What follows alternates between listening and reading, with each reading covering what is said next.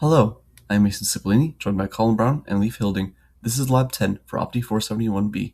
In this experiment, our first goal was to calibrate a camera twice using two different lenses with the same sensor. At a high level, intrinsic calibration determines a camera's focal lengths in X and Y, the location of its principal point, its skew factor, and its radial and tangential distortion coefficients.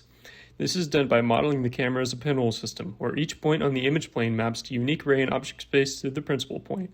With this model, we can relate the angle of a point in object space to its corresponding pixel coordinate on the sensor. To do this, we must determine two things. First, we need a rigid transform, or rotation and translation that maps points from a global frame into the camera frame. These are the extrinsics. Next, we need a perspective projection that maps 3D camera frame points onto 2D sensor coordinates while accounting for skew and distortion. These are the intrinsics. This is the forward problem. In practice, we solve the inverse problem by starting with detector data and working backward to recover world coordinates. We can then find these quantities using a calibration target, usually a checkerboard grid. A point on the checkerboard with known square spacing is chosen as the world frame origin. We then solve for the homography between the calibration target and the camera sensor using the detected interior corners, which gives the checkerboard pose relative to the camera. Repeating this for many checkerboard positions lets us refine the intrinsic parameters using the extrinsic information from each image. At the end of the process, we obtain our projection matrix, represented here in homogeneous coordinates. This allows us to directly convert from our world coordinate frame into our sensor coordinates and correct for lens distortion. For the second part of this experiment, we use the slanted edge test to calculate the MTF of our imaging system. The procedure works by sampling across multiple pixel rows perpendicular to the edge, giving an edge intensity profile called the edge spread function. Taking its derivative gives the line spread function, and taking the Fourier transform of that gives the MTF for that local image patch. Repeating this across the FOV lets us measure how MTF changes over the field.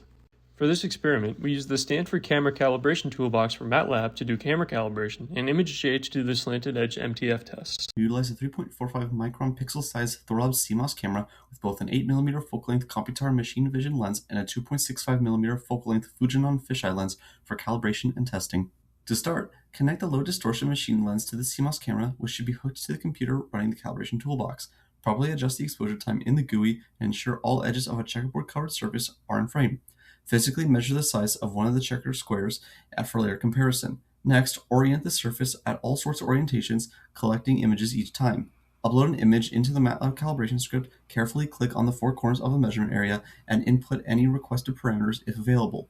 This should be done for all collected images necessary. Once results are acquired, verify whether they fit within 0.3 pixels of pixel error or if the calibration needs to be adjusted and redone and followed up by correcting for radial distortion of the images in the toolbox. Then, collect an image of the checker-covered box set at an angle and use the toolbox to approximate the surface normals and angle. Finally, collect an image of and measure the block of the slanted edge surface before using ImageJ to measure the MTF at multiple regions. Once done, this should all be repeated with the high distortion fisheye lens and with a now 0.5 pixel error benchmark. With our images captured and calibration run, first we'll look at the calibration for the low distortion Computar lens, where we got a fit error of 0.26 pixels. Multiplying the focal length in pixels by the pixel size, we get a focal length of 8.11 mm, which is slightly larger than the specification of 8 mm. For distortion, we see predominantly radial from K1 and 2 and very small K3, 4, and 5. Using the equations on the right, we can calculate the values for X, Y, and R for the marginal field, which then allows us to get the distortion in percent. We found a radial distortion of minus 1.4% and negligible tangential distortion, with 0 inside the range of possibilities. Next, we look at the high distortion fisheye with a fit error of 0.38 pixels. We find a focal length of 2.65 mm, just below the spec of 2.7. For distortion, we see a much greater radial from K1 and 2, with K3 through 5 being ignorable. Converting into percentages as before, we found a radial distortion of minus 23% and similarly negligible tangential distortion.